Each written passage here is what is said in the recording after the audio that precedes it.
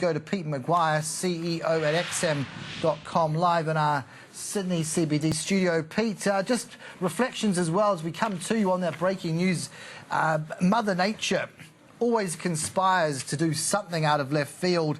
An earthquake measuring 6.9 striking near the PNG focus for a lot of our LNG facilities or companies that have that investment. What would you be saying? Parallels? I mean, we have things like the hurricane season in North America. You have had Gulf of Mexico issues for the likes of BP.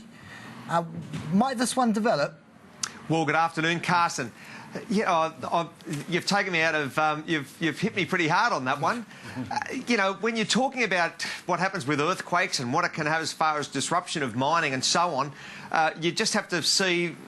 Hopefully, no one's been hurt there, but yeah, that can greatly impact all of the supply chain, logistics, of course, roads, and travelling through Papua New Guinea, of course. You know, to seaports and so on. So let's see what happens over the next couple of hours. Yeah, it's certainly not a terrible news, of course. Because I'm trying to lead us into now, as we will go into it right this minute, into the energy story, and everyone's sort of again back on the OPEC theme for good reason. And November in the meeting in Vienna, which I believe you will possibly and will probably be at. Yes, but ahead of that, we've got airstrikes. No one's talking geopolitics and the crude connection here. Why not, Pete? Well, we've got a big crackdown in a region that's notorious for production. Well, exactly right. And, of course, you know, what's going on as far as Russia's concerned, and they're producing at record numbers, Carson, and rolling that across, of course, to the Saudis. So, at the present time, the OPEC and the non-OPEC are looking at cutting production. We're over about 500,000 barrels excess capacity per day. And if they can trim that back, then they're going to be very happy campers moving up to, you know, that $55 to $60 level. That's what they want to do. But the price volatility over the last couple of months has been absolutely beyond comprehension, both up and down. So it's for the bulls, it's been very, very erratic, and of course for the bears, the same thing. Hi, it's Tony Farnham here from Patterson's. Yes, Tony. Look, I look at these scenarios and you think, well, OK, it gets to $50 a barrel, West Tex Intermediate. We're happy again to an extent. But isn't the expectation they do the production freezes that they actually get the price of oil up even further?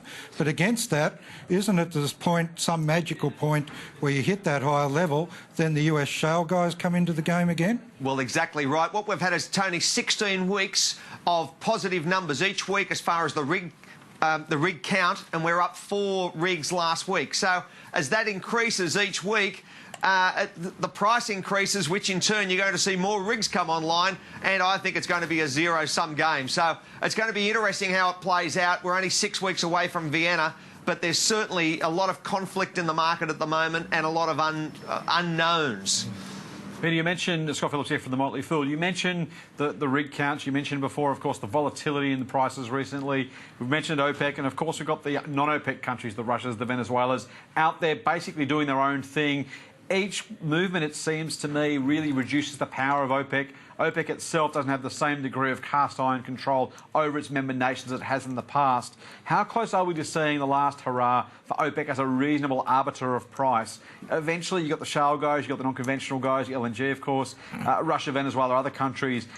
Is OPEC on its last legs, or are we overplaying that, and is OPEC really still the main game in town? Well, I think, Scott, I'm not suggesting they're the main game in town, but they're certainly a major producer, and of course they hold, you know, 33, 34 million barrels a day out of a global 90 million. So do the sums, you're nearly at 40%.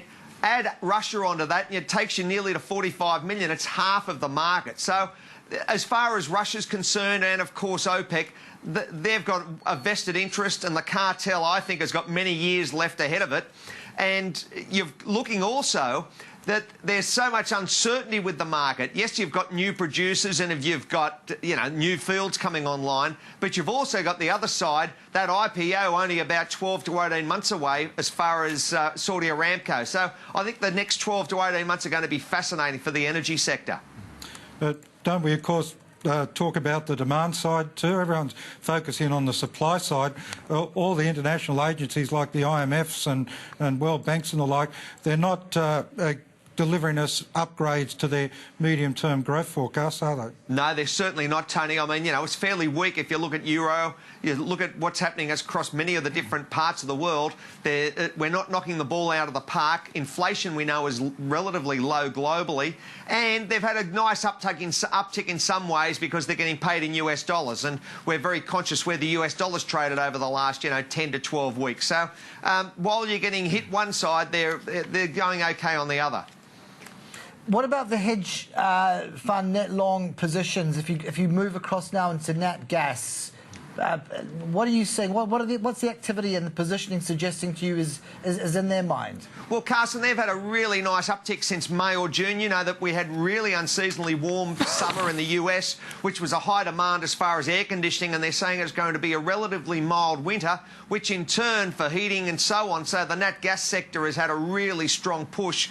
There's probably further afield, 330, 340, and the world is, as far as production's concerned, there's more coming online as each year rolls on. So I think at the present time, the nat gas market is relatively healthy, certainly well up from its lows that it experienced in February. And we're looking at some of these industrial commodities. I mean, there's the spectre of significant imposts to construction into the future. If you're looking at net shortages of the likes of zinc, yep, potentially now being called out, and absolutely, and others in that whole space. I mean, what is that going to do to just a construction pipeline, and maybe just putting a deep freeze on some of these growth plans? Well, we know that zinc, as far as Chinese production and, of course, for metals, it's had a really, really strong uptick over the last, say, 4 to 5 months. There's every chance you could see $2,500 a metric tonne. We noticed what Glencore's comments were a few months back, that they've cut production about 500,000 metric tonnes per annum. And unless those mines, if they remain idled, Carson, then I think that you're going to see a one-way traffic for zinc to remain, and it'll go a fair bit higher from here. If they bring that production back online, then I think that the market will probably stay around that $2,100, $2,200 a metric tonne. You could stretch your mind a little bit over to coking coal and have a look what's happened there. Have a look at Whitehaven, but more importantly, it's 11% of our export market. So it's a very, very strong time as far as the base metals and, of course, coal at the moment. Yep. The story with a lot of these commodities, we're seeing the bounce at this particular point in time. Is there the discipline in these producers that there is in the oil guys? And I say that loosely because they've been known to overshoot quotas as well in the past. Of course. Well, look, it's a hard one. When you're talking about it, Tony, there's small producers and there's large producers, and naturally everyone's got to feed a little bit. If you use an example, the rigs in the States, it gets to a certain point that it doesn't pay you to actually mine or go to work, because your production costs are far greater than what you actually retrieve it for. So that's the issue at hand, and as prices go up, it brings more players to market. So that's the uniqueness of the markets. And you put your mind across to grains, precious metals, it really doesn't matter. They all have those similar contexts as far as how they participate in an open market. But doesn't care and maintenance also as well deliver a cost? What I mean by that, some mines surely be kept open because they're still getting some cash flow into the business if they're taking something out of the ground and taking it to market. Well, exactly right. I mean, as long as if you're producing for $4 and selling for $5, it's fantastic. But if you're producing for $4 and selling for $3, then eventually you scratch your head and say, well, maybe it's better if we just keep those reserves, close it down, and that's the uniqueness of the sector. And it seems to be that's got its own pricing mechanisms, which in turn show, price discovery and what the market will pay for.